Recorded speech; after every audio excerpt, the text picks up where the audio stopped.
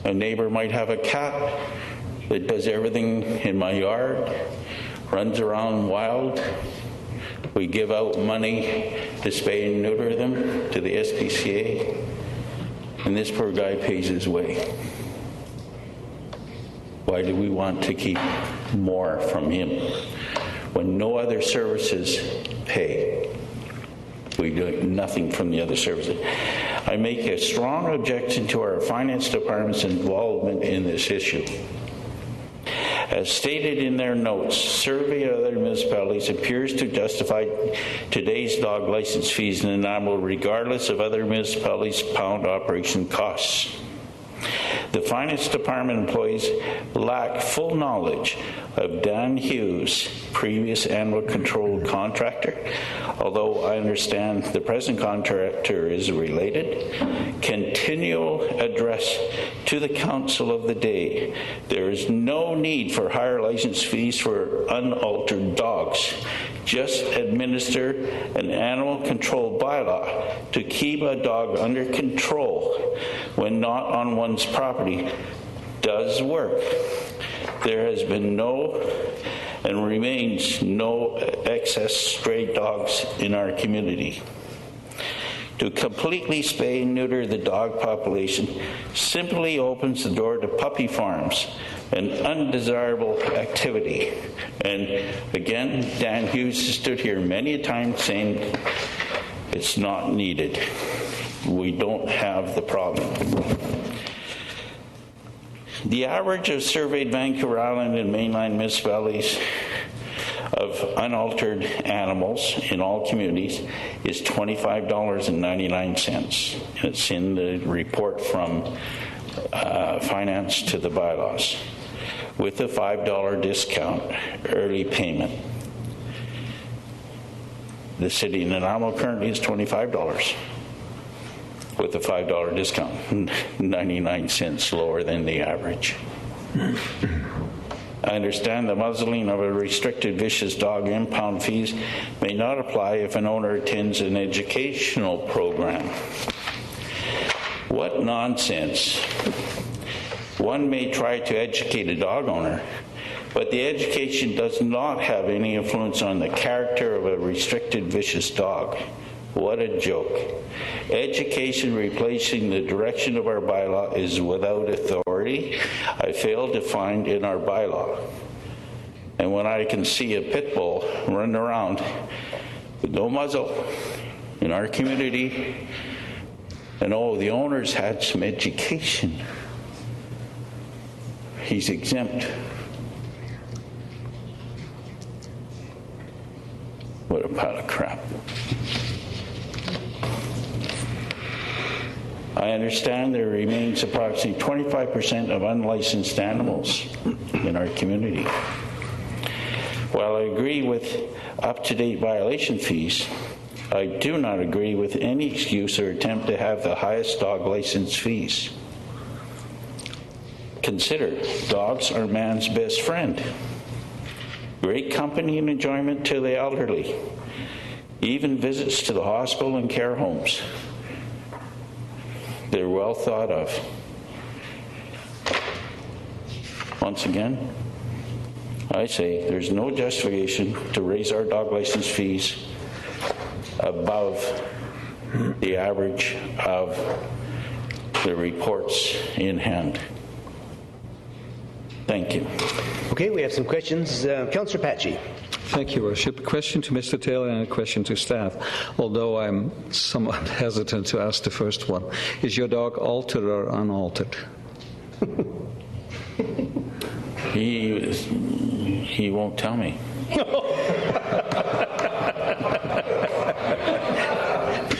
Privileged information. Thank you for that. To staff, then, if I may. Like some humans. All right. To staff, Your Worship. Sure. Could I ask the rationale as to why we don't, like some jurisdictions, do have different fees for altered dogs as opposed to unaltered dogs? The rationale is that historically there was a period of time when most dogs were unaltered, weren't fixed or spayed. And at that time, there was a desire to increase the number of dogs that were altered or sterilized to stop puppies being abandoned, and it was a significant problem. Since that period of time, and for the last at least 12 years, the city hasn't had a differentiation between the two prices because there isn't a driving reason to do so. Most of the population of dogs that are out there are actually sterilized. We don't have the problems that we had, say, 15 years ago, and there isn't the momentum or the reason, if you will, to differentiate now. Most municipalities do differentiate because they did historically. I know that the City of Vancouver now is looking at not differentiating, as does, I believe it's North Cowichan.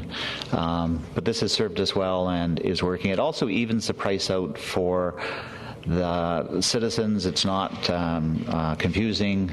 To give a decrease between it, there just isn't a reason to have that incentive, and we believe that one price is what works the best. Historically, we had a problem too, where before, when the city did have it, where you were unaltered or you were sterilized, you'd have to prove by papers. You get new people coming to your community. They wouldn't necessarily have a vet record for a pet that was 8 years old. It created quite a bureaucracy around it, and that was the reason for the change at the time. May I have a follow-up, Your Honor? I have here the website of the City of Calgary where it comes to licensing dogs and other animals, for that matter. Altered dogs have a fee of $36, unaltered dogs of $58. Now, you and I have had conversations about bylaws that pertain to dogs, and I think we agree that this Calgary bylaw is kind of an SPCA-friendly or sponsored bylaw. Are we too low with our fees? So our fees, when we look at the average, if you went over to the Lower Mainland, and unaltered dog is about $61, and the average in the Lower Mainland is $30 for a sterilized dog. If you look on Vancouver Island, the average for unaltered is about $38 and $24 for sterilized. We've been on very much with our current prices on the low end of the scale. Mm-hmm. We're now getting to just low, under the moderate or medium end of the scale, if this support is there for this increased price. So I think we're doing it correctly. We're not overly ambitious in our pricing. I think it's fairly priced with this increase. Thank you. Councillor Anderson. Thank you, Mr. Chair. Just a question to staff. It says in the discussion that the cost to feed and house impounded animals has increased since 2000. Increasing the daily maintenance fees will alleviate some of the increased cost to the city. Could you tell me approximately what the cost recovery is for this endeavor, well, by increasing them now? So the maintenance fee is a fee for the feeding. It actually goes to the contractor for the service that runs for us. It's been $8 for about 20 years. This is just bringing it up more to the reality of what it actually costs to maintain, feed, water, look after a dog for a period of staying with us for a day. So it's, again, just increasing it to what is real, and that, because it's in the bylaw, has to come before council. Your Worship, I just can add to that the current cost recovery in 2012 in animal control, based on the revenue from dog licenses to the total cost of providing the service, and admittedly, as Mr. Taylor says, there are some other services provided by the animal control contractor, but the cost recovery rate is just over 40%. Okay, thank you. It's your paper on this microphone, right? Okay, Councillor Johnstone. Thank you, Your Worship. I'm just curious why we're talking about unaltered or spayed or neutered dogs when it's not a proposal by our bylaw people tonight. It hasn't been brought forward as a recommendation or suggestion. So, but $6,600, Your Worship, $6,600 license fees have been issued. And of those 6,600, if I could ask staff, this past year we imposed or asked our bylaws people to call on doors. Were we able to ascertain whether there were more animals that weren't licensed and have now been licensed?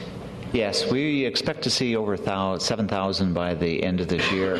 There's actually, in the last 2 years, if you look at it between when it started in 2010 to 2012, they've been able to increase by about $50,000 the annual amount that we get from dog licensing. You can't say that it's due entirely to them. It could be population increase, people coming into the area that have dogs that weren't here before. But I think substantially it has been through their efforts that the public has been educated on the need to identify your dog so it can be returned. And it's been a very positive, well-received initiative. Mm-hmm. And if I could have a follow-up here, Worship, just to explain to the public, and I'm sure they're aware that if they do license their dogs before or on or before the 28th of February, then there is a $5 discount fee, which for people that have some difficulties, that's a bit of a bonus. So thank you for that. Mr. Chairman, before the receiving of me as a delegation, could I point out the information from the Finance Department to the bylaws again? Because the other figure of unaltered dogs has been quoted to you. That on the information here it says all dogs at $25.99. Average, and city normal currently is 25. There's only 99 cents difference at this time, and with only roughly 40% of the animal control contract business for dogs, why should dogs pick up increases all the time? We need to look at return for a $4,000 bicycle. It's quite a bit of money. We need to return to... Okay, we've got a bunch more questions for you. Councillor Brennan. That we receive the delegation. Moved and seconded. Any further discussion? All those in favor? Thank you very much. Thank you, Ms. Taylor. The staff recommendation that Council receive the report pertaining to licensing and control of animals amendment bylaw 2012 number 4923.09. If someone would like to move that, and then there's the bylaw. So moved. Well, sorry, were you going to? You're off. Did you want to? Were you going to move that? I wish to speak to it, Your Worship. Okay, on the staff recommendation. I have Councillor Brennan. You're off now, are you? And then Councillor Kipp, did you want to speak to that? I want to speak to this. Okay, you go ahead on that one, and then you're the only name I've got. Has it been seconded yet? No. Second for debate, then. Second for debate. Okay. So it's been moved and seconded. Councillor Kipp. Through the staff. Mr. Taylor mentioned bodies picked up, bikes picked up, and is that written into the contract so that we know the work is being done? And the bodies, do we ever go back to ICBC for killing the deer and go after them for any money? No, it's looked at as a city issue. It occurs on city streets, so we pick them up. It is quite onerous. There's a lot in the course of a year, both with deer can be 300 plus in a year, cats, dogs. It's quite an ongoing process. The animal control is the right contractor to do it because they're able to handle it and dispose of it properly. So on the item of bikes, it's very efficient when the animal patrollers out there patrolling. One of the values of their patrols in your neighborhood is to remind people not only to apprehend dogs that are out there running at large, but to remind people of the animal control presence. In the course of that, they collect the bicycles. So we look at that as sort of a historical one that has always been there and it's itemized in the contract, but it has value and it does the purpose.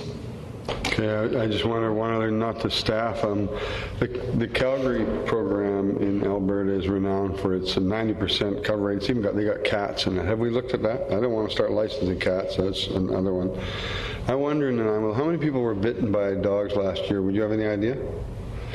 I know that the stats, I can give you the actual stats. It would be, I'd have to look into, I know we've had 66 vicious or restricted dogs, but again, that could be both a person and another animal that's bitten. We've got cases, 158 cases of aggressive dogs, 251 of dog at large. My point would be probably in that same statistic, probably more people have bit people in Nanaimo in that time than the dogs have bitten. Wonderful. Okay, just one quick question, I guess, Mr. Churchill. What happens to the deer that are killed? How are they disposed of? They're disposed of by commercial cremation. What they do is bring them to a crematory that deals with those types of animals specifically, and they're collected and taken there. And it's onerous, and there is almost in the summertime. You can get at times when there could be 4 or 5 in a day that they have to collect. And there's a charge to the city for that?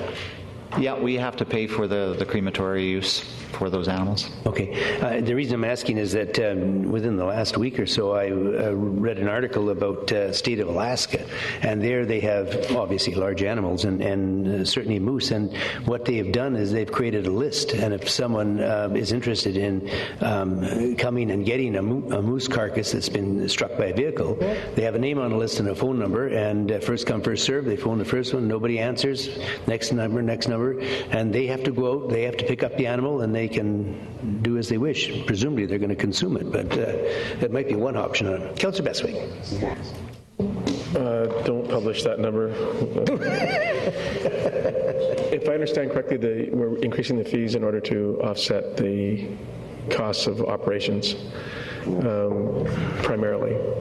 And if part of their duties and responsibilities are the collection of, in the 20 months, 162 bicycles, is it inconceivable to think that those bicycles would be the possession and or property of the city of Nanaimo if they're acting on our behalf?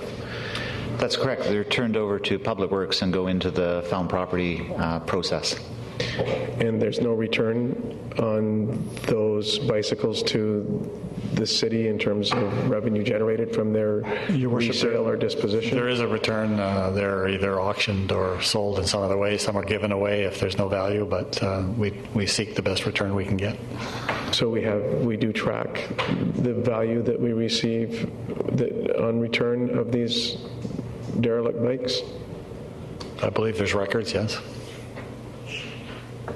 If I might ask then that we could receive what the number of bikes that are collected on an annual basis and that are turned over to Public Works or where they're turned over to, and the dollars derived as a result of distribution to auctions or otherwise. For a full year in 2011, there were 113 bicycle calls for pickup. In 2012, year-to-date, there's 49 bicycles for pickup. And we distribute those to an auction and or we gift them to other agencies? I would probably turn to...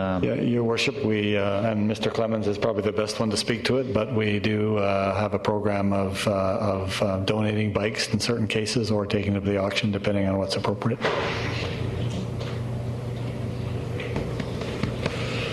Do you want to hear from him?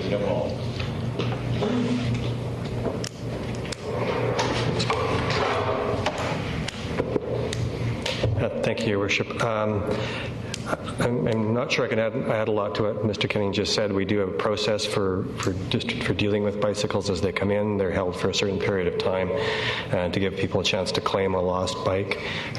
Where we can, the bikes are donated to organizations to reuse. Some go to an auction for sale.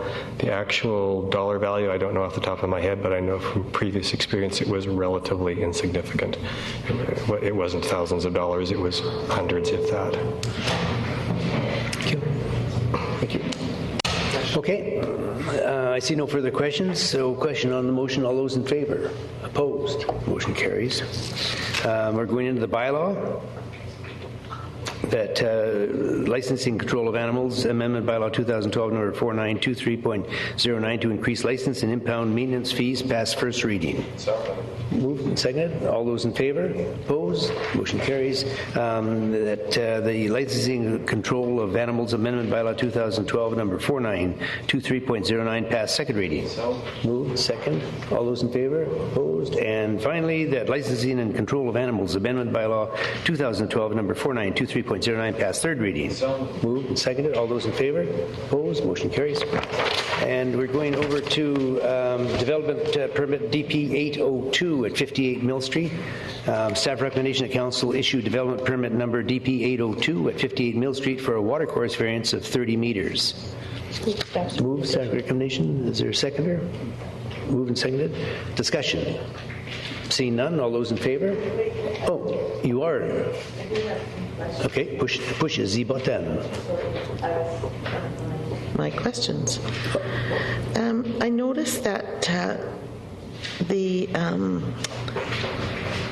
developer has to meet certain requirements. We had a letter here that sort of set out the requirements that had to be met, 4 or 5 of them, and I'm a little bit flummoxed because I can't find them on my device. At any rate, who is it that monitors and makes sure that those criteria are met as we go along, that about the estuary, not disturbing the estuary, that it be built to certain standards?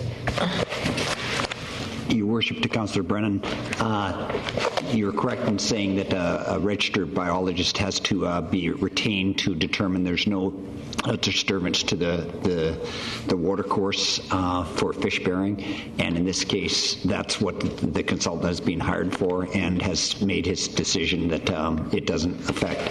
In this case, the foundation and the partial structure is in place, so he would have done the assessment based on that.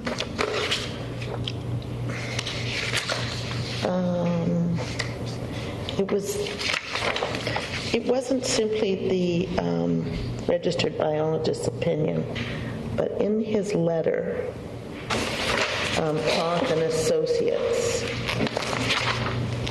here it is. It says, you may proceed with your dock or boathouse project without DFO review when you meet the following conditions. And that's on page 43 of the agenda.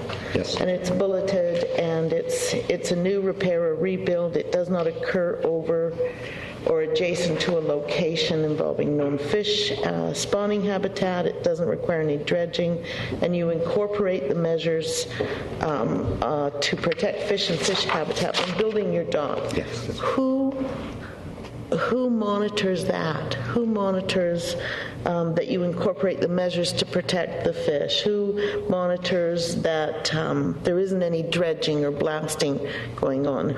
Who monitors that? I understand that the biologist says these standards have to be met, but after knowing that, then who does the monitoring? Us? Again, it is the biologist who does that on behalf of the owner, and the biologist is one of the designated people accepted by the Ministry of Environment, or in this case DFO, to confirm that there is no disturbance as part of the construction. Again, if this was going to be constructed as a new construction, it would be a different set of circumstances than a rebuild with the existing foundation in place. So Toth and Associates stays involved throughout the building of the boathouse? One of our parts of the process is before signing off, we have to confirm through our permit process that the requirements of Mr. Toth have been met, and if needed, we will go back to him and confirm at the end that he has confirmed there's no disturbances within the specifications that he has put in his report. Thank you. Your Worship, I don't know if we're just asking questions at this point, but I have some serious concerns about this. And as I've said before, not being a biologist, not having a biologist on staff to assist me with analyzing really and determining whether the plan is a sound one, I find that I'm not really in a position to say, yes, I would go along with approving this, because I really don't feel I have an adequate independent, like completely independent opinion. Is there any staff opinion on that opinion? Your Worship, Staff's very comfortable with the fact that the process as it sits right now, the province has reviewed the biologist report. The province is okay with what they're proposing. We're comfortable with authorizing any permits that were required based on the coordinating professional being involved, in this case the biologist, and meeting the test of the province's and DFO's approval. So we're comfortable with where the process is at. If I can, then, if there were issues after the fact, which I think is Councillor Brennan's concern, would that still not be a provincial responsibility? Both DFO for works in the water and the Ministry of Environment would be provincial. Would be involved in adjudicating any concerns they had after the fact. So the city actually doesn't have a role per se in the biological issue. No, Your Worship. Your Worship, this is, as I've stated before, one of those funny situations where this is a provincial and federal issue, but provincially.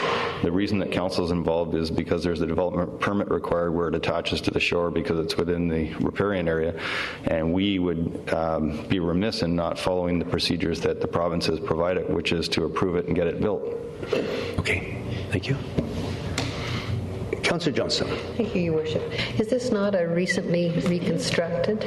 This was in place at once before, and it's just been reconstructed, right? That's correct. Okay, I see no further questions on the motion. It's been moved and seconded. All those in favour? Opposed? Are you opposed?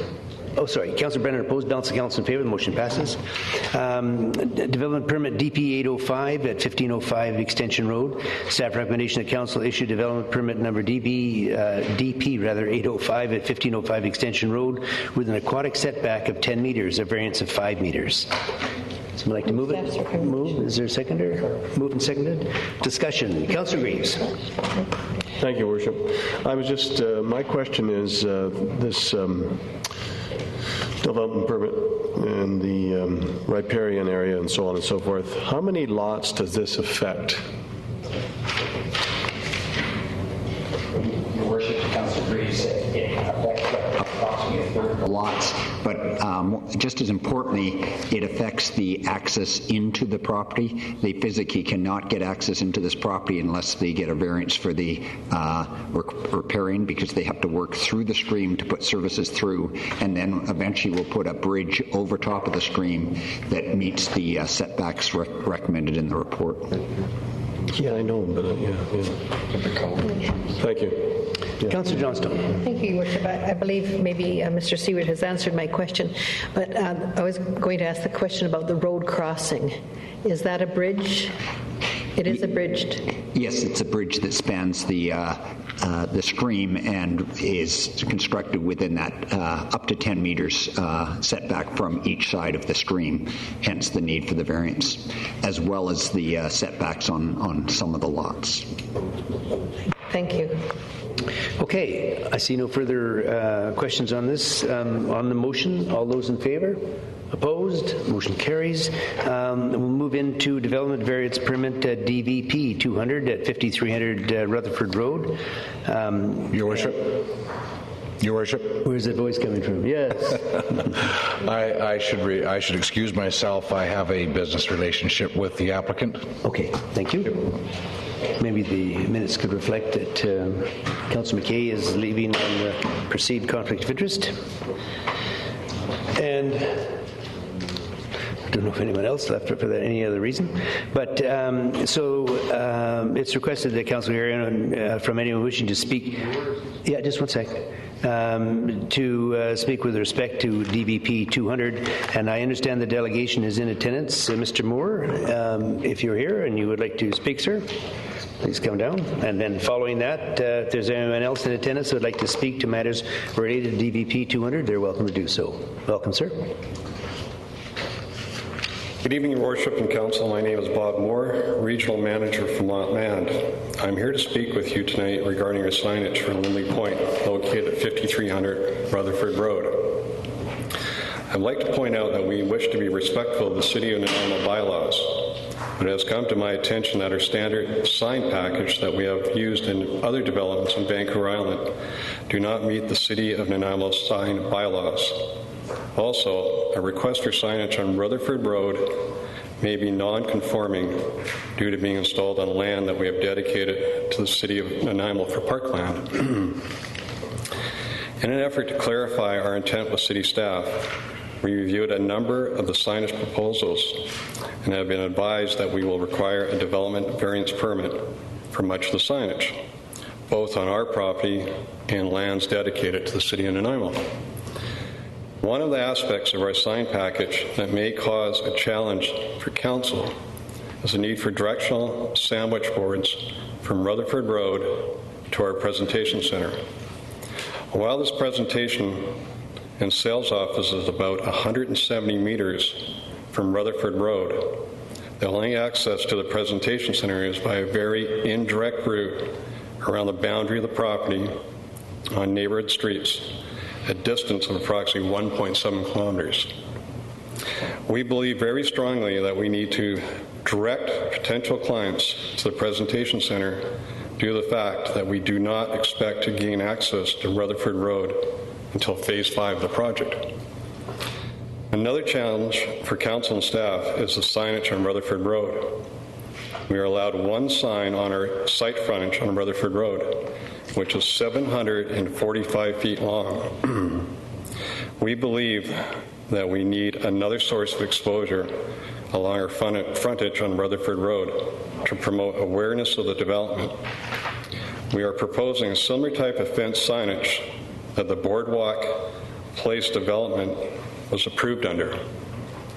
This development is located at the 300 block of Stewart Avenue. We have proposed a different approach to our fence signage from that of the Boardwalk Place development. Our fence signage is different and illustrates graphics of nature with the development name Lindley Point on the bottom right corner and totals 6 fence panels instead of 14 fence panels that are the Boardwalk Place development. Our signage is a very important part of how we at Lamont Land promote and market our developments. We use very tasteful signs that add an element of excitement to the development. We would never install any signage that would be considered to be out of character with one would expect in a development of this nature and should be in line with community taste, pleasing in appearance, while also fulfilling the proper role of our marketing plan. Thank you. If you have any questions. Thank you. Mr. Moore, have you had a chance to review the staff recommendation that's on the sheet? Yes, I have. And any opinion on that? If that was passed, would that be satisfactory?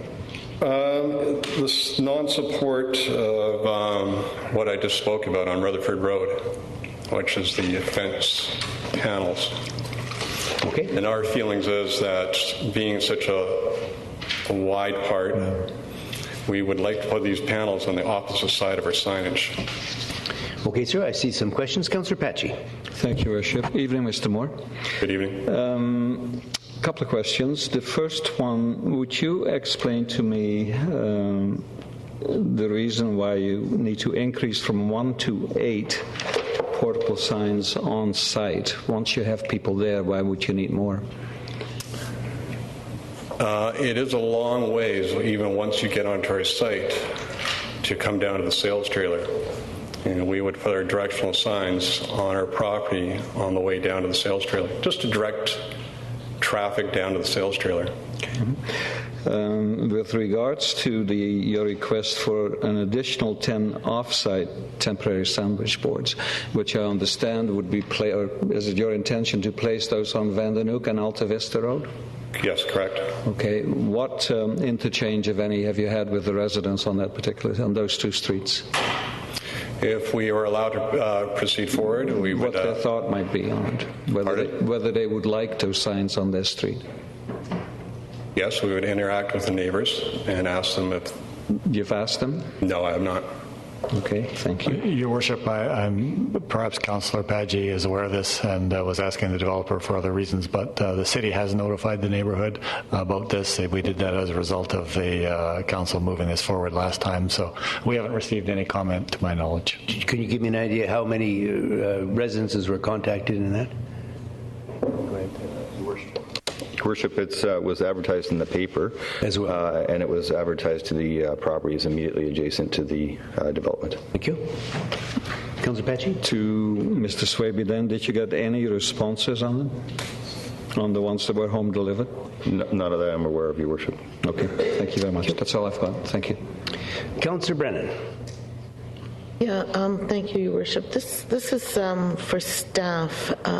Is it typical that we would kind of be the agent for consulting with the neighborhood on something like this? Your Worship, that's standard notification procedure for development variance permit. Is it standard for the developer also to do their own consultation with neighbors? Your Worship, no, there's no, this is an unusual situation, but there's no standard requirement that we would have for the developer to discuss with the neighborhood. Yeah, I don't mean a requirement. I mean, is it customary? How about that word? Is it customary for the developer to consult the neighborhood? No, not in development variance permit. That's not a normal process. Okay, thank you. I don't see any further questions, but I just make the observation that I did stop by your property and your development, I'm sorry, and I had a terrible time locating it. And when I made the unfortunate remark, but my God, you need to have signs out here, nobody will ever find the place, I was told immediately, well, that's your problem and we'll be coming to see you. So I should have thought about that first. Anyway, it is a very difficult location. I think what you've got there is a fine site, and I wish you well with it. But I have to admit personally that I found it very difficult, and I've got GPS in my vehicle, and the roads are so new it didn't even show up. So I was struggling around to find the location. So I mean, I'm maybe supportive in principle because there's a need I can see there, having visited the site. Councillor Paggi, thank you. Maybe I'm too early, but when it comes to voting on the 6 bullets, I would request that we do them seriatim, please. Okay. Yeah, second. All those in favor? Opposed? Thank you, sir. Thank you. Now, is there anyone else in attendance tonight that would like to speak to matters related to DVP 200 at 5300 Rutherford Road? Am I doing these 3 times? No. So having said that, we'll read the staff recommendation that council consider the following for development variance permit DVP 200 at 5300 Rutherford Road. 1, support the applicant's request to increase the permitted number of real estate signs from 3 to 6. Okay, moved and seconded. All those in favor? Opposed? Motion carries. 2, support the applicant's request for 3 environmental awareness signs. So moved. Second. All those in favor? Opposed?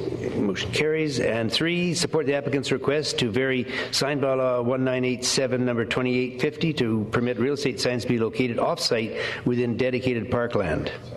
Moved. Second. All those in favor? Opposed?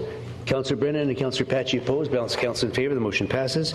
4, support the applicant's request to increase the permitted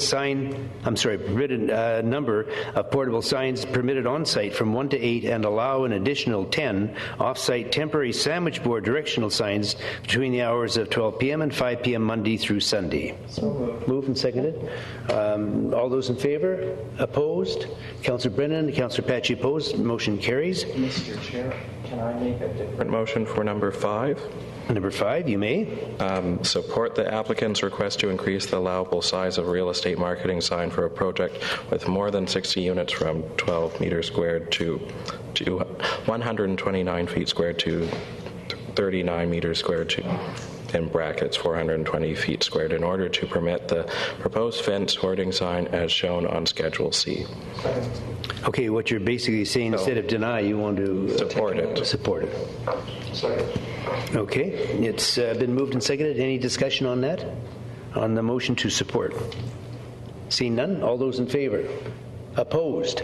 We have Councillor Patchy, Councillor Johnstone, Councillor Brennan, Councillor Greaves opposed, and and I guess in favor then it's going to, but we're missing 4-4, so it fails on a tie vote.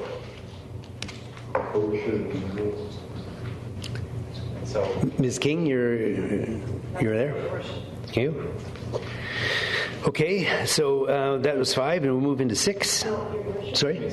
I would move that we deny the applicant request to increase the allowable size of a real estate marketing. I better not. No, I withdraw that. Well, at the point where I don't think you could do that after that motion anyhow, I think, because it would be trying to flip the decision, and you would... Anyway, it would just confirm. We're moving ahead. Yeah. Okay, item 6. Yes. And item 6, the motion is, staff recommendation rather is to deny the applicant's request to permit banner signage on the city's light poles. So Moved, seconded. All those in favor? Opposed? Councillor Beswick opposed, and balance council in favor. The vote is to deny having signs on city light poles, which I would not want to see too. Alrighty, we're going into general amendments to zoning bylaw number 4500. Zoning staff recommendation. Yeah, he's the. Where did he?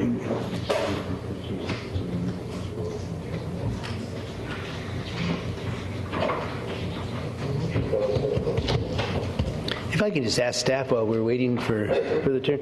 I mean, is there ever a situation where banner signs is allowed on light poles, city light poles, except for short tier for nonprofits?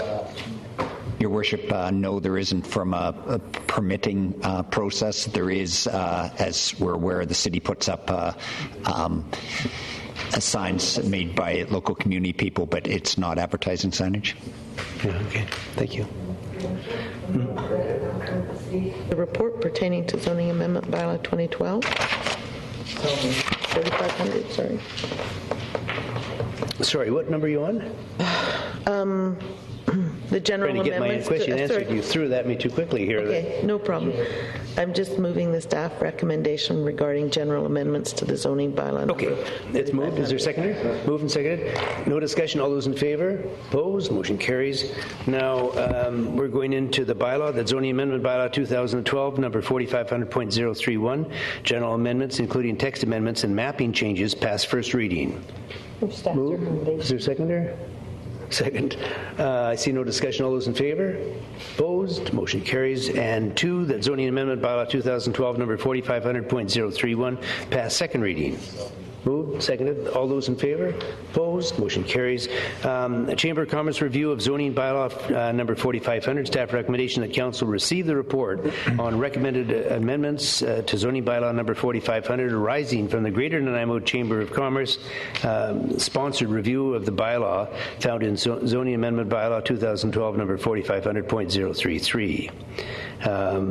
And there's bylaws. So does someone want to move item 1? Second. Moved and seconded. Do we start, I think, first by approving the staff recommendation, do we not, before they go into the 2? So if we could see, Councillor Beswick, if you'd move the staff recommendation. Second. Second. And all those in favor? Yep. Before that? Sorry. Oh, Councillor Patchy, you're there too. I have a question. Okay. Sorry, you're first, then Councillor McKay. It's a fairly long list that came from the Chamber of Commerce, and I would think that it would be an appropriate time to ask staff to just explain in general terms what the gist of this is, because I understand it mostly pertains to industrial zones, didn't it? You're on. Yes, Your Worship. That's generally where the Chamber of Commerce approached the city in the spring of this year, wishing to conduct a review of the zoning bylaw in its entirety. Notices were put out to the full membership of the Chamber of Commerce, inviting comment and questions. That generated a lot of inquiries at our front counter and over the phone to find out about what the zoning for various properties throughout the city was. As the process went through over the course of the summer in a number of meetings, the focus of the concerns was almost entirely within the industrial zones, and in particular with regards to the I3 zone, which is the high-tech industrial zone. The I3 zone was a newly created zone, and it was to encourage businesses related to technology-related business.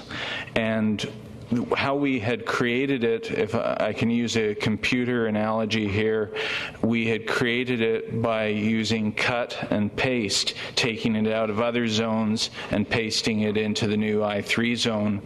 And what we heard through this review was largely that we should have used copy and paste, that we had taken uses out of previous zones that had existed, and so those zones no longer had those permitted uses, and they only resided in the I3. What this report and these recommendations are is to move a number of permitted uses back into those other zones, namely the I1 and the I2 zones. May I have a follow-up, Your Worship? Has this in any way, shape, or form devalued the value of an I3 zone and high-tech IT zone, in your opinion? I don't think so, no. I think that the I3 was only applied to very small areas of the city, and so it restricted where those high-tech uses could go within the city. By having those uses now also available in the I1 and the I2, it means businesses have a broader range of location where we can still encourage those high-tech uses, but they're now maybe rubbing shoulders with automobile repair business or some other typical I2 light industrial zone. So they're no longer just rubbing shoulders with similar high-tech uses. So we'll never have one pure Silicon Valley, will we? I don't think so. Thank you. Councillor McKay. Thank you, Your Worship. This is also through to staff, and I'm sure it may very well have been part of the previous portion of the agenda. But the question I have is, can we clarify, from my own understanding, the use of a shopping center parking lot for automobile sales, temporary automobile sales? If the temporary sales are for specifically for automobile sales, automobile sales are permitted in shopping centers. So they're a permitted use. So you can have them for 1 day or you can have them for 365 days. They're permitted use in the shopping center zone. Okay, thank you. Thank you. Okay, I see no further questions now, and so Ms. King, we've moved the staff recommendation. Sorry? That's correct. That's correct, you're saying? That's correct. Okay, and then, so it's been moved and seconded. Have we voted on it? Okay, it's moved and seconded. All those in favor? Opposed? Motion carries. Now we're going to the bylaw. And item 1, that zoning amendment bylaw 2012 number 4500.033, Chamber of Commerce amendments pass first reading. Moved and seconded. Discussion? None. All those in favor? Opposed? Motion carries. And 2, that zoning amendment bylaw 2012 number 4500.033 pass second reading. Move. Second. All those in favor? Opposed? Motion carries. Property disposal, portion of Kalinda Street West, 6085 Uplands Drive. Staff recommendation that Council 1 approve the proposed sale of the closed road to Nanaimo Senior Village Holdings Limited. And, do you want to do Seriatim? Okay, we'll do Seriatim. Moved. Sarah, seconder? Second. All those in favor? Opposed? Motion carries. And 2, authorize the mayor and the corporate officer to execute all of the necessary documents as may be required for the due completion of the road closure and sale. Moved. Second. All those in favor? Opposed? Motion carries. Appointment of licensed inspector. Staff recommendation that council appoint Ms. Nelda Richardson, Manager, Development Support Services and Business Licensing, as licensed inspector for the City of Nanaimo. Move. Second. No. Councillor McKay. Thank you, Your Worship. Can somebody explain to me what this position entails? Yes, Your Worship, through Councillor McKay. The business license bylaw is designated as designates having a license inspector who makes decisions and brings business license issues before council for their consideration. It's a designated position, and therefore we have to come to council for direction to appoint this position. Your Worship, though, I do want to add that this isn't their only job. They also are the manager in charge of the permit center, so they do all the supervision and staffing issues related to the permit center and manage the additional duty. Manage the collection of development cost charges, building permits, all those things. So this is just a small part of her job. That's under the development support services portion. Okay, great. Thank you. I'm just trying to, for my own understanding. That's all. Good. Thank you. That's fair. Councillor Bestwick. Is this a new requirement, or is this something that's always been a requirement that somebody else had under their portfolio? Or yes, the incumbent in that position is retiring at the end of the year, and therefore this is why we're moving ahead with this appointment at this time. Thank you. Councillor Brannan. Thank you, Your Worship. Mr. Seward, you said this is, I think you said a delegated or a designated position? Designated, I think you used.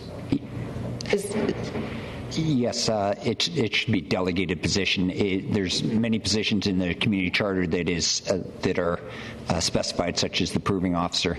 This is not in that same category, but it's still one that we come to council for authorization in case there's an issue that the business license inspector has to bring before council, such as a adjudication of a business license circumstance. So this isn't just specific to Nanaimo's structure. It's something that we're doing basically to comply with requirements of the legislation?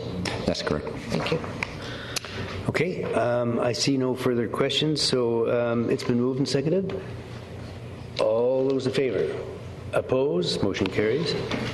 It has been. No whispering over there. Has it been? Was it moved and seconded? Mm-hmm. Okay, I like that little code. Alrighty, we're going into Property Maintenance Bylaw 1990, number 3704. It's requested that council hear anyone wishing to speak with respect to Property Maintenance Bylaw for the properties listed below. Staff recommendation that the council, pursuant to Property Maintenance Bylaw 1990, number 3704, direct the owners of the following properties to remove the materials as listed below from the premises within 14 days, or the work will be done by the city or its agents at the owner's cost. And the first one has been pulled. The second one is still on, and that's 1455 Montrose Avenue, blackberry bushes encroaching onto the neighbor's property. Is there anyone in attendance that'd like to speak to matters related to 1455 Montrose Avenue? Okay, seeing none. Question to staff. Are blackberries, are they in our nuisance plant bylaw? Mm-hmm. Yeah. Okay, so if someone would like to move the recommendation, staff recommendation. Second. All those in favor? Opposed? Motion carries. And we're moving into the other item's been pulled as well. So we go into unresolved building deficiencies, bylaw contravention notices, section 5.7. It's requested that council hear anyone wishing to speak with respect to unresolved building deficiencies for the properties listed below. Staff recommendation that council by resolution instruct the corporate officer to file a bylaw contravention notice respecting the properties listed below at the Land Title and Survey Authority of British Columbia under section 5.7 of the Community Charter. The first property is 8080 Thora Street. Illegal construction, finished basement to include a secondary suite. Is anyone in attendance who'd like to speak to matters related to 80 Thora Street? The second property is 696 Maple Street. Illegal construction, alter single-family dwelling to include a secondary suite and construct landing with the stairs at the side of the dwelling. Is there anyone in attendance who'd like to speak to matters related to 696 Maple Street? The third item is 610 Brookside Place, illegal construction, alter single-family dwelling to include a secondary suite. Is there anyone in attendance that would like to speak to matters related to 610 Brookside Place? And the final one is 202 Victoria Road, incomplete building permit, deck addition. Anyone in attendance that would like to speak to matters related to 202 Victoria Road? Seeing none, if somebody would like to move the recommendation. So moved. Seconded. All those in favor? Opposed? Motion carries. Moving into corporate services, Grants Advisory Committee report to be introduced by our GAC chair. Councillor Johnson. Yes, thank you, Your Worship. The committee's recommendation is that Council award permissive tax exemptions to the following applicants: Nanaimo Region John Howard Society, PTE 02, Island Corridor Foundation, PTE 05, and the Nanaimo Community Hospice Society, PTE 06. And to deny, do you want to do the seriatim, Your Worship? Well, unless seriatim is your choice, seriatim it'll be. So on item 1, those three properties, we'd have somebody move them, and second? Of interest in the Island Corridor Foundation. Okay. We can show that Councillor Greaves absented himself in the perceived conflict of interest pieces.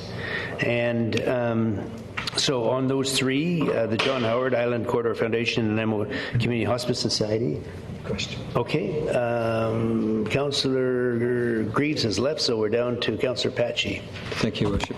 On number 2, the Island Corridor Foundation, I just would like to have reassurance one more time from staff that those portion of the corridor that have been leased out to, among other things, car dealerships, that we do receive taxes on those portions.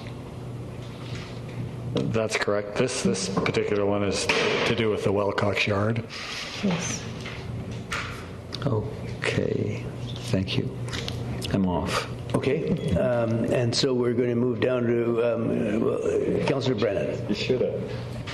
Oh, thank you, Your Worship. The Nanaimo Community Hospice Society, there's a recommendation that we award a permissive tax exemption. And then following that, there's a recommendation that we deny a cash in lieu. Can you describe, make the distinction for me, please? Mr. Clements, please. Yep, Mr. Clements. Thank you, Your Worship. What the Grants Committee is recommending is that in 2013 that the Nanaimo Hospice Society be added to the permissive tax exemption roll, so they will not receive a tax notice in 2013. They would also at the same time applied to have their taxes refunded for 2012. And the second recommendation of this report is that the Grants Committee is recommending that they not get the cash refunded. The committee last year adopted a policy essentially that they would not provide cash refunds of taxes, and part of the reason for that is that in most cases the taxes had already been paid, so clearly the organization had the capacity to pay them at the time. And if I might further, thank you, Mr. Clements. This has been denied other agencies as well. Councillor Brennan. Thank you. Okay. Councillor Anderson, you're here.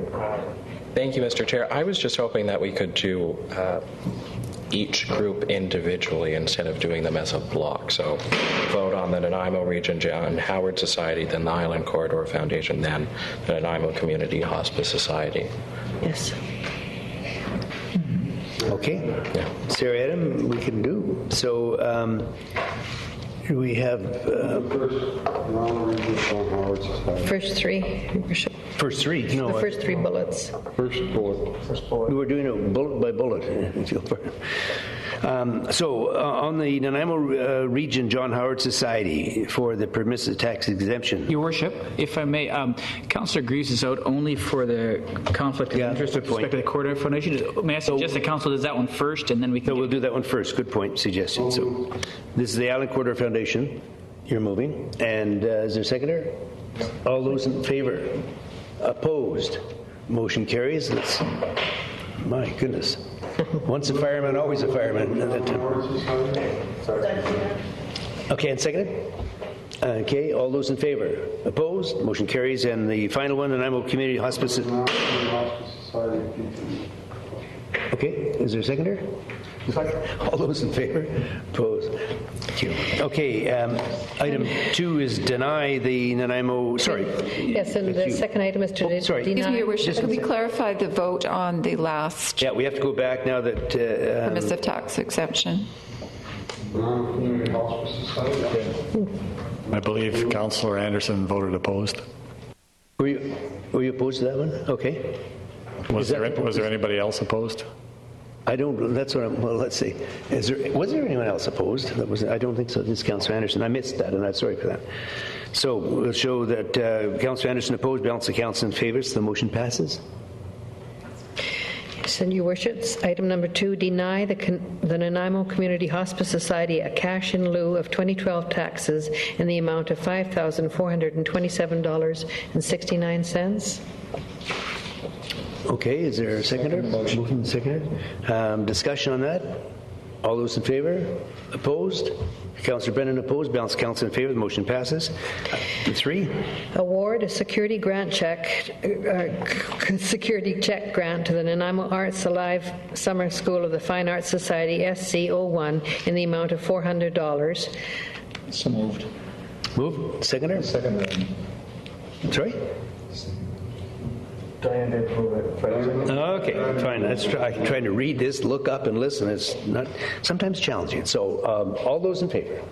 Opposed? Motion carries. An award another grant to the Nanaimo 710 Club Society, OG03, in the amount of $9,321 to have their rent reduced by 50% for a one-year period from 2013 January 01 to 2013 December 31st, and that it be funded from council contingency.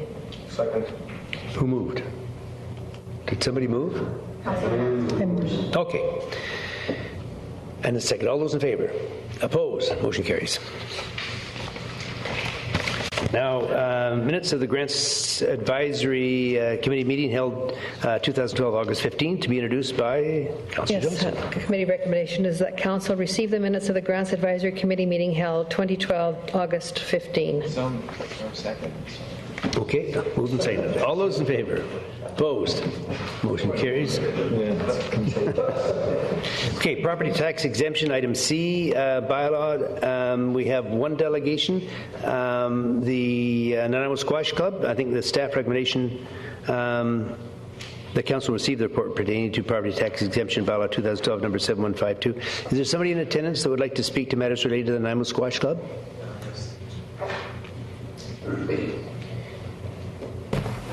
Welcome, sir. Thank you.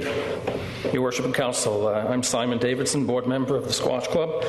With me tonight we have Omi Fontaine, our president, and also Jimmy Valliere, our treasurer.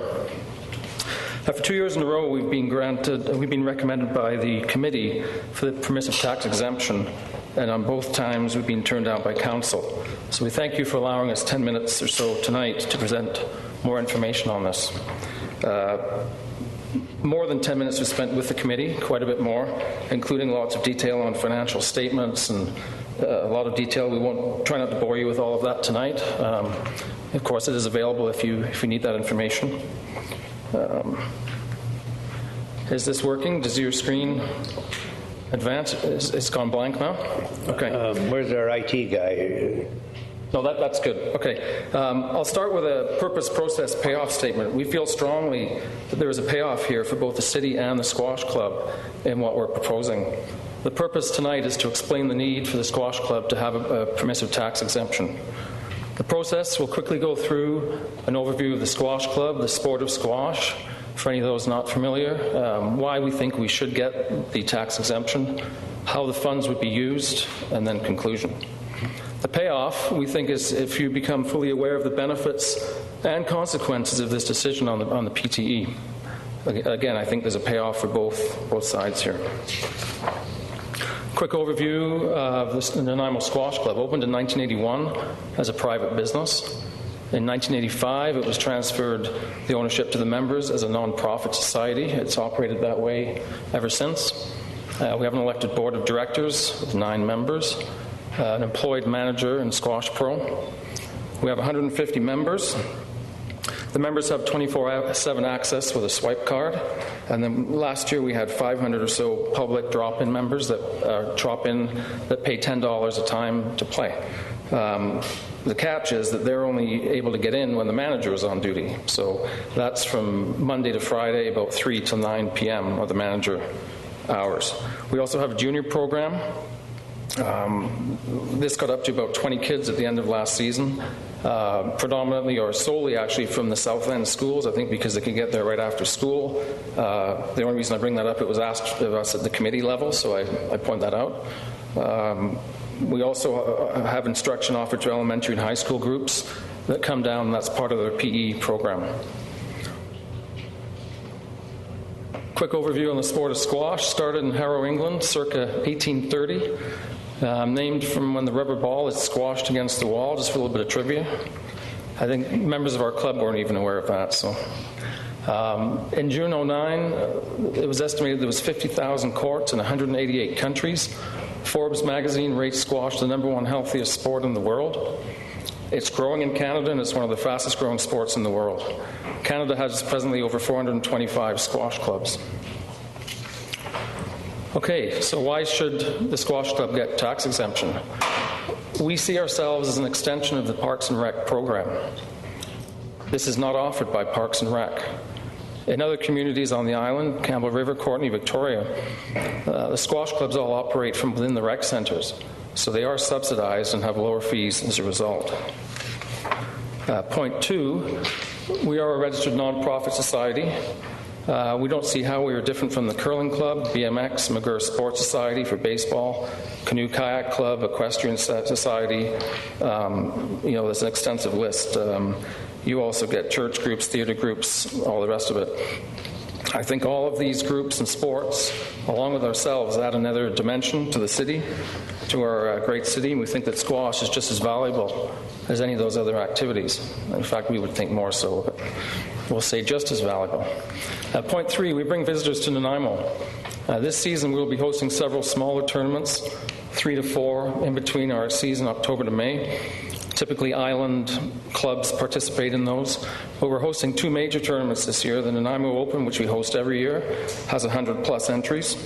And for the first time ever, that's in February of next year, for the first time ever, we're hosting the BC Junior Provincial Championships in March, and that's thanks to the work of Jimmy Valliere, who lobbied Squash BC to get that for Nanaimo, and he won that lobby, so that will be coming in March. Fourth and last point, why we think we should get the exemption is financial need. The squash club is operating at break even, but we cannot afford much needed maintenance of the club. The building, 256 Wallace, and you guys all know where we are, the big concrete bunker in the basement, is 31 years old. The squash club has been there anyhow. The physical state is in steady decline. We can't raise member fees. We charge $72 a month. Again, that's higher than other squash clubs on the island. The ones that are in the rec centers are charging around $50 a month to belong to their squash club. $72 a month. We have a full gamut of members from A to Z. We have right down. We have single parents at $72. If it goes up to $75, they're like, "I'm out of here." It's an avenue for them to have sport and social outlet. But $72 a month is expensive compared to other sports facilities. 10% of our budget is made up of the city taxes of $15,000. It's 10% of our $150,000 budget. It's quite significant. And so the next point is, how would the funds be used? First priority is repairs. It's hard to attract people to a club when they come in and they see that really it is getting kind of run down. We have a lot of club members that volunteer for minor work. We've painting and doing all kinds of stuff, but there's some major jobs now that need doing, cracks in walls that need professionals, contractors to come in and fix, and that has all been left because there's no option with money. Point 2 priority for the funds would be to create more accessibility. We'd expand the hours of the manager so that more people can come on a drop-in basis. Again, we see that as an extension of the rec program. Hopefully they become members if it's worth their while to pay monthly rather than $10 drop-in. And the last priority would be to reduce fees and to make the membership more affordable to more people. So in conclusion, again, we see this as an extension of the Parks and Rec program. Until now, it's been financed solely by the members and drop-in players as a non-profit society. We're not asking for new courts to be built at the rec center like other communities on the island, although that would be nice. Actually, we're quite happy in our location downtown. Our visitors that come for tournaments like that location. They all stay in downtown hotels. They don't need a vehicle. It works out quite well. Basically, we just need some help from the city in the form of the tax exemption to make the club economically sustainable. We feel a city the size of Nanaimo should have squash, but without the tax exemption, the club will continue to decline. So that is all I have to say, Worship and Council. We thank you for your time, and we would hope that you reconsider our application at this time for tax exemption. Okay, thank you very much. Before you go, we do have questions for you, but I would like to ask a question of staff. The Westwood Lake Tennis Club is a private club as well. Are they tax exempt? Your Worship, just to clarify, this is a non-profit society, but the Westwood Tennis Club is a private company. Westwood Tennis Club is taxable. But they do pay tax. Okay. Councillor Patchy. Thank you, Worship. To staff first, if I may. Yeah. The gentleman is comparing us, or his club, to 5 others: Nanaimo Curling, Nanaimo BMX, McGirr Sports Society, Nanaimo Canoe Kayak Club, and the Equestrian Society. How many other not-for-profits that are in the sports business might we expect to come and ask for tax exemption? I probably don't have a good handle on that. There's already quite a few on the list, and I'm not sure of many that aren't on the list, actually.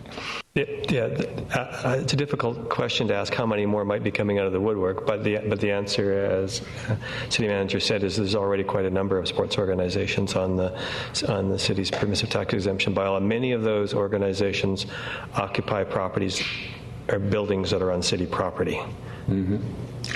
And then follow up to the delegation, if I may, Your Worship. In the segment of how you would use these funds, should you get them, what kind of expansion of hours of operations would you have, and how much are your fees, and how much would you reduce them? Well, at this point, I think the repairs are obviously the number one priority because we've got, like I say, walls cracking and so forth. We would like to expand the manager hours to Saturdays for, maybe 9 to 3, 6 hours or so on Saturday.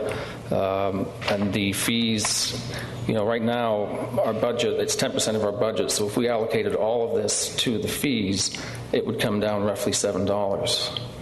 So, we won't put it this way, we won't have any trouble spending the money. I didn't ask that. Does not address your question? You want to know how much it would be? That's okay. That's it? Yeah. Councillor Brennan. Thank you, Your Worship. Thank you for your presentation. I guess there are 2 things that I'm most interested in. One is the junior program and instruction offered to elementary and high schools. Is there a cost to the students? Omi, can you speak to that? I'm not sure if I think the school groups have come down as a trial basis at no cost, but I can maybe clarify that. The junior program, they pay $10 per week, and they get twice a week. They come Mondays and Fridays for an hour and a half each time. And the school groups come in, we do it at a promotional rate. So we have the PE classes come in on a as they can pay basis. So it's way less than our rental rates to the general public. Okay. And you would consider that, or you're suggesting that's a community benefit then, because it's a reduced rate for young people. You have a bar in there? You have a bar? Yes, we have a lounge, yeah. So how much space does it take up in your building? I'd say it's maybe 15-20% of the space. Okay.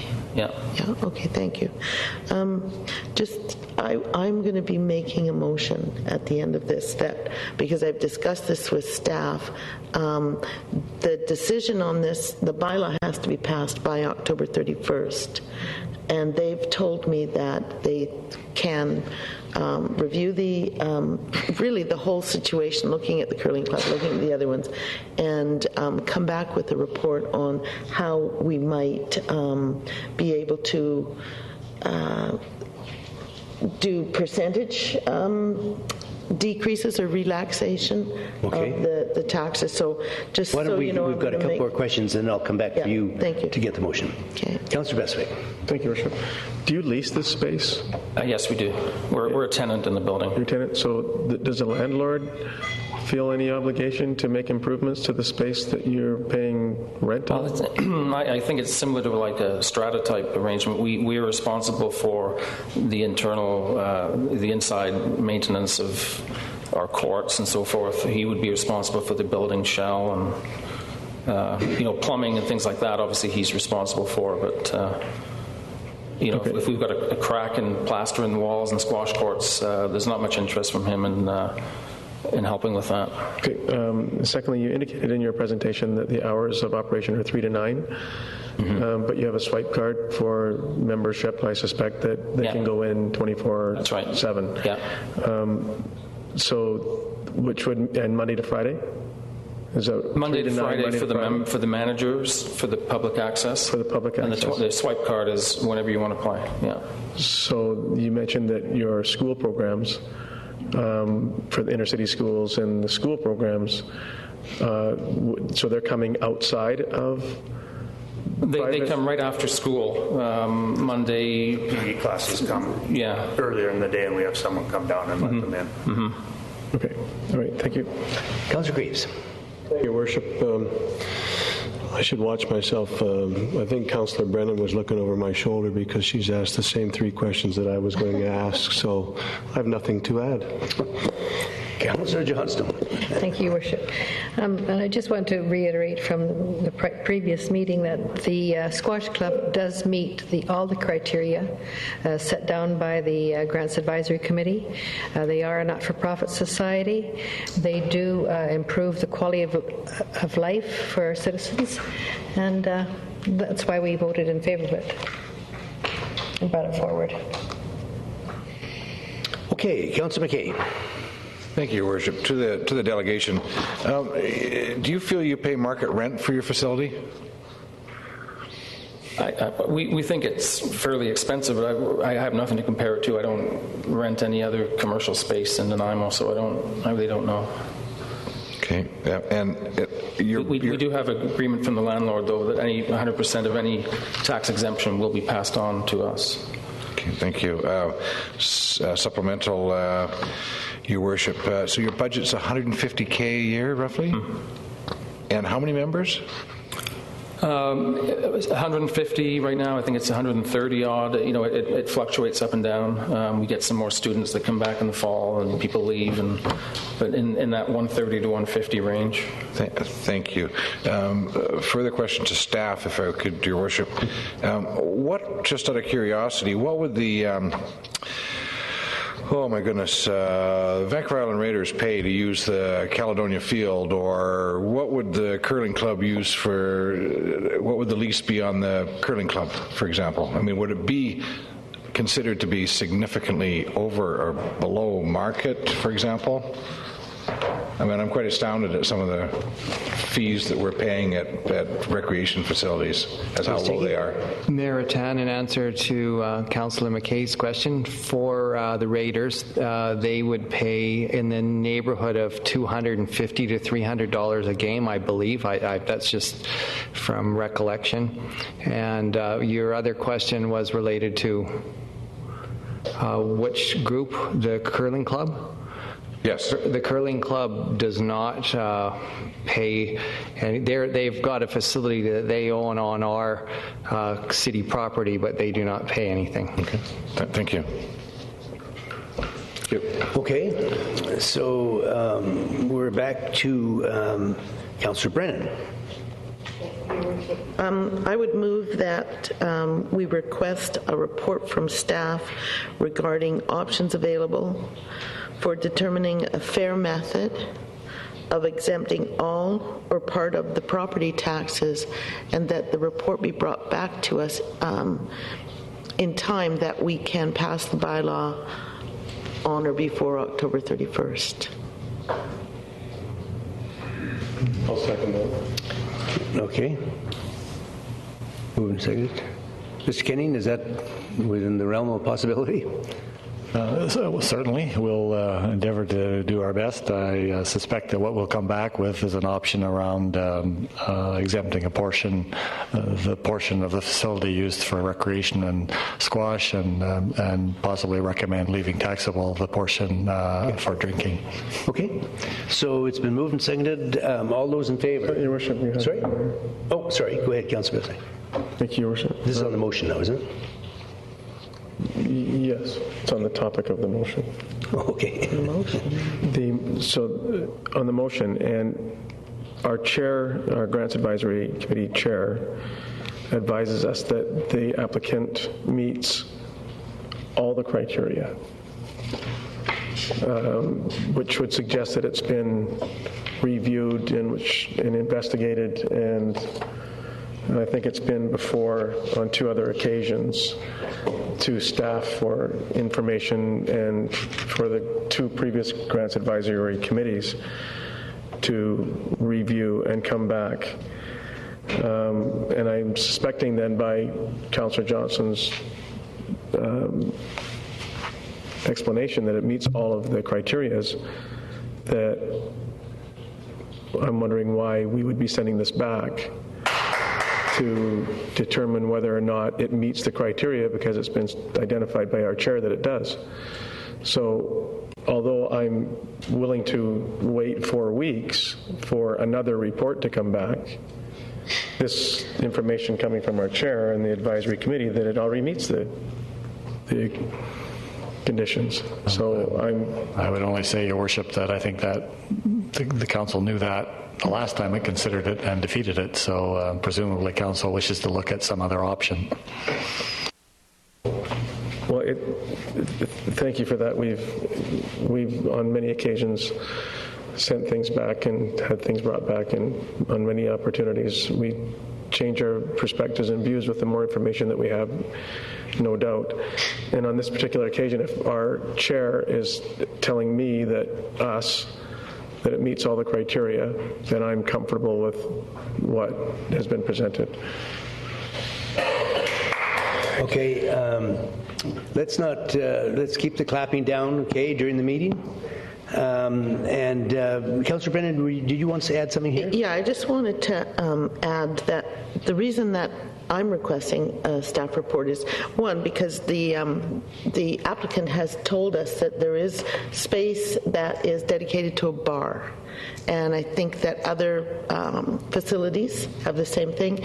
And I would like to get some sense from our staff on how we might sever off the space that the bar takes up and exempt, say, 80%, because the bar is a money-making part of the business. So I think that we do these things, we fly by the seat of our pants on this one and that one, and the criteria, I think, is set by the Grants Committee, but not set by Council. So it would be nice if we took this opportunity and developed some sort of overall policy that Council has set that the committee can measure against and make recommendations to us, that maybe not 100% exemption, but maybe 50% if there's retail space in there. So I just think it's wise to have a policy developed by Council that we can measure each application against.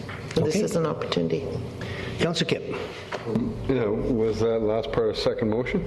No. To get the policy? Oh, okay. I'm speaking against the motion to delay this. I think we should make a decision. Another month is, I understand we've gone through this a number of times. I supported it before. I think it does meet the criteria as the committee on page 130. Our committee that we've struck with this under the current policies that they have and direction supported it. So I'm voting against the motion to delay it. Councillor Johnston. Yes, just quickly, Your Worship. The committee always does due diligence in assessing these different applications, and the question was put forward to the delegation as to what space there was allotted for beverage use, and there was no specific area that there was actually a bar, as per se. Is that correct? No, there is a lounge area. There is a lounge area. And then there's the rest of the viewing area, courts, change rooms. So yeah, we could get that information. Because I'm absolutely sure that would be the requirement or the request of the committee, the Grants Advisory Committee, is that portion of the facility would not be available, would not be allowed the PTE, because that's the way it is in all other buildings. The curling club is the same. The curling club is the same. We don't grant a PTE for the lounge area or the commercial area for the restaurant. It's all separate. Okay. Sorry. Councillor, do you have something else you can add? It's quite easy for Mr. Clemens to provide that information. We just need a footprint of that space. And okay, that's your point. Councillor McKay. I would like to formally make a motion that we go ahead. Pardon me? Okay, so are you saying, pardon me, Your Worship, through to the chair of the Grants Advisory Committee, are you suggesting that when this was before you before, that this calculation had not been made? no, that calculation had not been made to my, had not. Okay. Thank you. Okay, Councillor Bissek, do you want to have something else? I just want a question to staff and then to receive the delegation, but a question to staff. The property tax exemption bylaw is council's policy, is it not? Directed by council? Yes. Council has policies around what would qualify for a permissive tax exemption, and council approves the bylaw. That's correct. Thank you. Okay, and so the motion on the floor, if somebody could read it for us, please.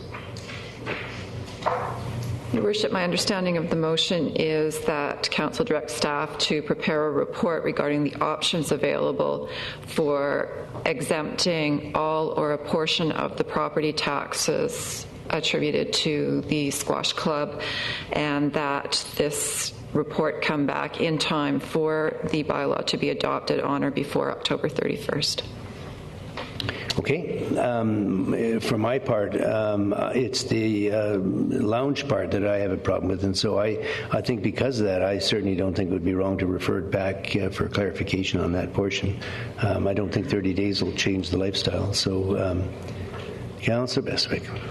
Well, as opposed to sending it back, if the well, I'm speaking of the motion. Yes, and well, if the mover would accept a friendly amendment to the portion thereof that is defined as utilized for food and beverage consumption, which then staff can still proceed and follow on with the direction. And if there's 15% or 17% or 20% of the floor space is allocated to the food and beverage component that we wish not to give permissive tax exemption to, then they'll come back and tell us what that number is. And instead of it being 15, it's 12.5 or it's 10 or it's 13.2 or whatever the number is. So I think that we could move forward on this a little bit quicker than sending it back to staff to come back, because they're ultimately going to do that same thing anyways. So if the mover would accept that the portion that is designated, floor space that's designated food and beverage, to be removed from the permissive tax exemption, we could move on with this and the Squash Club can move on. Councillor Brennan? That's what we're asking staff to do anyways. We're asking staff to determine the fair method of exempting all or part of the property taxes. So I guess the determination of fairness, you're delegating to staff then. If you were to do that tonight, you'd be delegating staff to say, well, it's fair to to exempt 17%, or it's fair to exempt 12. I don't understand what the problem is, because it's not a great delay. The bylaw has to be passed on or before October 31st. This is for 2013 taxes. It's not going to impair the club at all. So. Okay. So, everyone understands the motion? All those in favor? Opposed? Motion carries. Okay, we're going down to, that will eliminate the bylaw portion then, and so we'll move into, thank you, sir. The assessment roll adjustments, staff recommendation that council receive the report regarding the assessment roll adjustments. Seconder? All those in favor? Opposed? Carries. And community services, minutes of the Parks, Recreation and Culture Commission meeting held 2012, July 25. Are there, Councillor Johnston? Yes, Your Worship. The Commission recommendation is that Council receive the minutes of the Parks, Recreation and Culture Commission meeting held 2012, July 25. Second. Moving and all those in favor? Opposed? Motion carries. And consideration of the purchase of and transportation of a mining locomotive on display in the Yukon. Staff are going to. Oh, sorry. Yes, the staff recommendation is that Council receive the report regarding the purchase and transport of a mining locomotive on display in the Yukon. Is there a seconder? Second. Moved and seconded. All those in favor?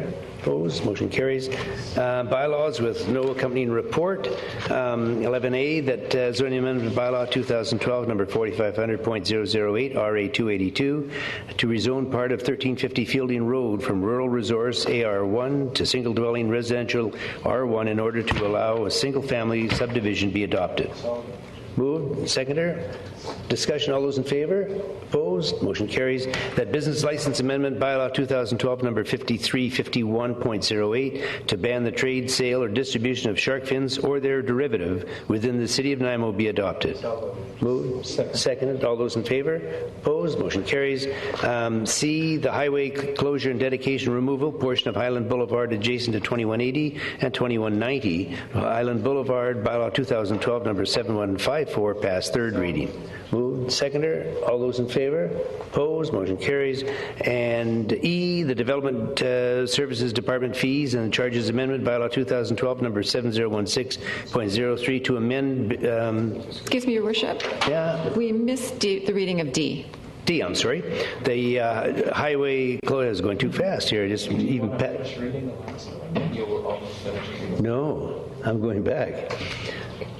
Ms. King told me to go back, so I'm going to go back. So on D, 11D, that highway closure and dedication removal portion of Bowen and Meredith Road adjacent to 2103 Bowen Road, bylaw 2012 number 7155 passed third reading. And seconded. All those in favor? Opposed? Thank you, Ms. King. That was helpful. And now we'll go on with the Development Services Department fees and charges amendment bylaw 2012 number 701603 to amend building permit fees be adopted. So moved. Seconder. All those in favor? Opposed? Motion carries. Correspondence. If someone would like to move receipt. Move receipt. All those in favor? Opposed? Moving into council. Sorry, there's none. No, so we'll go into question period. Agenda items only. Hey, what, Mr. Taylor? What have you done with your dog? Is it?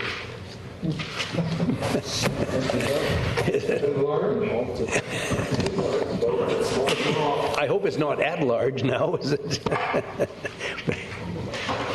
Could you, the council, please advise myself and the public what bylaws are subject to violation if I have an educational program?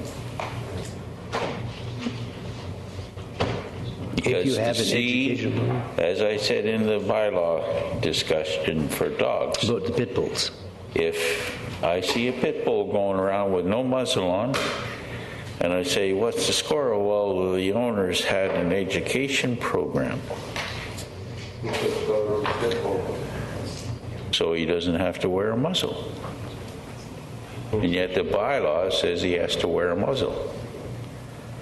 So would you please tell me how some people can be exempt from our bylaws for these silly excuses? I think Mr. Churchill has left the building. Your Worship, I think this is a rhetorical question. I don't think Mr. Taylor's really asking for an answer. He's making a statement, Your Worship. I'm asking for an answer. Which bylaws are exempt from having an educational program in it? Can I get an educational program to be exempt from parking tickets? I can get it from being exempt from having a muzzle on a pit bull, a vicious dog. If I pass an educational program, the person I know of in mind has had 2 or 3 very expensive tickets. Now he's exempt because he's had an educational program. I don't see that in the bylaw. The dog now walks around and eat up my dog or whatever else. Well, that answers the question where your dog is anyway. Well, you know, I think the question is rhetorical, and I don't know, but your point's taken. I think it needs direction from management that whether this is right or wrong. Your Worship, if Mr. Taylor could provide me with the name and the details, I'll look into it and send counsel. But it applies to everybody. Thank you, sir. And you've got the 4th reading of some Highland Boulevard roads and stuff like that. In the last council meeting, which is the minutes are in here, I raised a certain question, and Mr. Swaby said there was affidavits signed by the city, and Mr. Kenny said that it would be a question of release of those to me by going to the lawyer, and I have a letter of freedom of information request for them. There is no such thing, so who's telling us stories? Your Worship, I think it was Mr. Taylor that actually stated that there was the affidavit, and Mr. Tucker then looked into it and provided the information. No, I asked you, and you said there was affidavits. We're not debating this now. Mr. Tucker? Yes, Mr. Taylor asked the question at question period. I made a statement. My recollection was that I had sworn an affidavit. In fact, I had not. It was my mistake. I apologize to counsel, and I apologize to Mr. Taylor for making that statement that there is no affidavit on this matter, and he has that in writing from me. Thank you, Mr. That's correct, but I was asking, that was all come up in my presentation of the road, not in question period. So we need to straighten out the matter, and why should I be twisted around as to what I'm asking? I asked for those affidavits in my presentation to council, and Mr. Swaby spoke up and said that the city had done affidavits. Mr. Taylor, I think they've answered the question. No, he hasn't. He said I answered it in question period, sir. Well, okay. And I did not. What else have you got? Look at the film. What else have you got? It's all on the film. We're moving along, and if you want to join on, fine. If not, thank you, sir. Anyone else want to speak to? Okay. And second, we stand adjourned then. Thank you very much.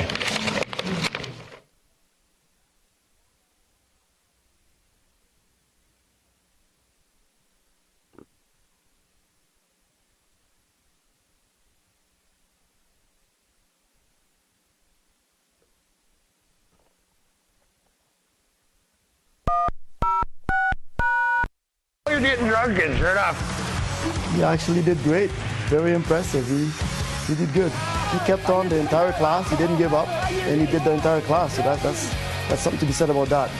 I don't want to blow my own horn here, but got myself a bit of a trophy out of the deal. So apparently I was the best participant in the class today. So thanks, Eve. What's this for? This is for making it through the class. Thank you. Sweatiest kickbox class and everything. Thanks, Eve. That's all right.